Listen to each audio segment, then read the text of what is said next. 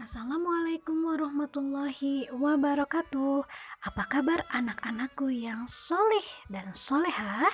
Semoga kita selalu dalam lindungan Allah Subhanahu wa Ta'ala.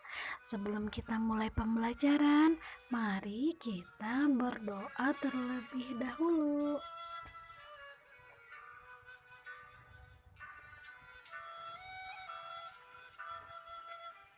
Bismillahirrahmanirrahim.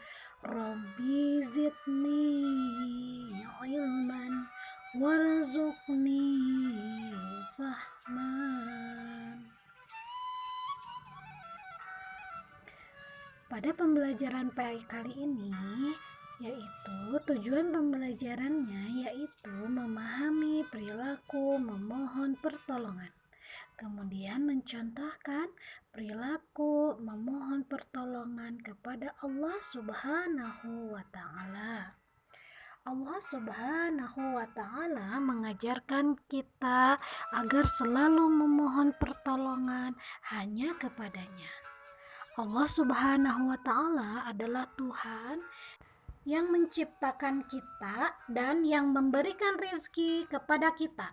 Oleh karena itu, Allah Subhanahu wa Ta'ala tujuan dalam beribadah dan tempat memohon pertolongan. Allah Subhanahu wa Ta'ala berfirman dalam Quran surat Al-Fatihah ayat 5. Bismillahirrahmanirrahim. Iyyaka na'budu wa iyyaka nasta'in.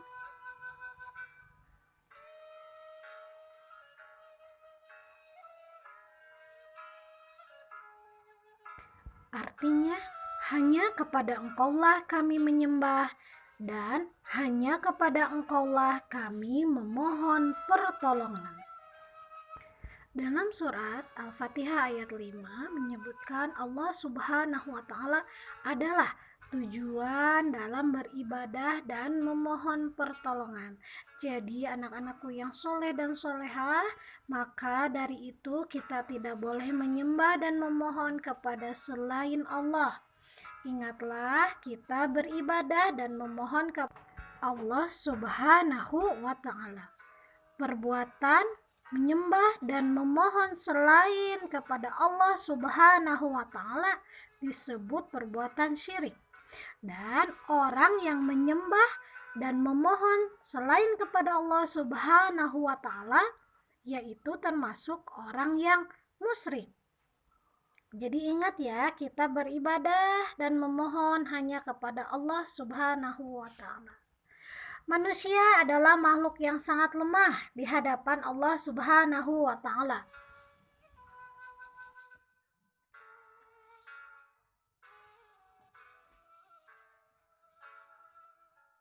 Nah, anak-anakku sekalian, bagaimana caranya mendapatkan pertolongan dari Allah Subhanahu wa Ta'ala? Yang pertama, yaitu berdoa kepada Allah Subhanahu wa Ta'ala. Berdoa dilakukan setiap hari. Yang pertama, di waktu sempit maupun luang. Yang kedua, di waktu sehat maupun sakit. Dan yang ketiga, di waktu senang maupun susah. Adapun keutamaan dalam berdoa, yang pertama, Allah Subhanahu wa Ta'ala senantiasa menyertai kita. Yang kedua, mendekatkan diri kepada Allah Subhanahu wa Ta'ala. Nah, bila kita mendekati Allah, maka Allah akan mendekati kita. Anak-anakku yang soleh dan solehah, ada yang tahu tidak waktu mustajab atau waktu berdoa yang utama? Ya, waktu mustajab untuk berdoa yaitu yang pertama di sepertiga malam, yaitu antara pukul 1 sampai pukul 3, di mana semua orang tidur. Maka kita sebagai orang muslim harus senantiasa mendekatkan diri kepada Allah di sepertiga malam. Yang kedua, yaitu di antara azan dan iqomah.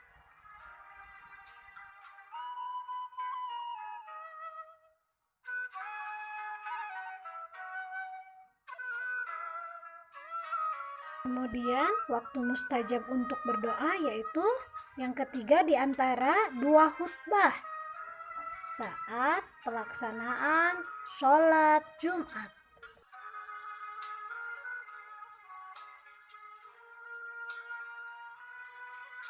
Dan yang keempat yaitu sesudah sholat fardu. Nah, sesudah sholat fardu sebaiknya kita tidak tergesa-gesa menyelesaikan sholat kita. Maka sesudah sholat fardu kita senantiasa berdoa dan berzikir terlebih dahulu.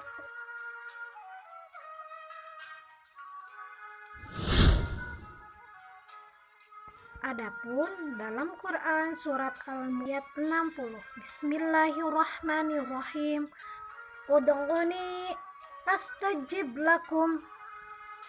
Artinya, berdoalah kepadaku, niscaya akan kukabulkan kepadamu.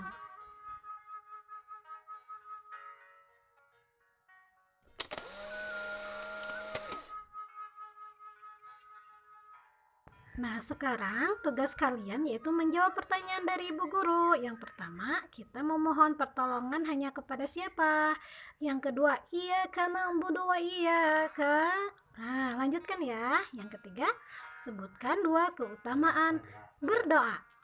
Yang keempat, sebutkan 3 cara berdoa kepada Allah Subhanahu wa Ta'ala. Dan soal yang kelima, apa arti dari Ud'uni astajib lakum. Nah, tadi kalian kan sudah belajar dengan Bu Guru. Sekarang tugas kalian tulis jawabannya di buku tulis.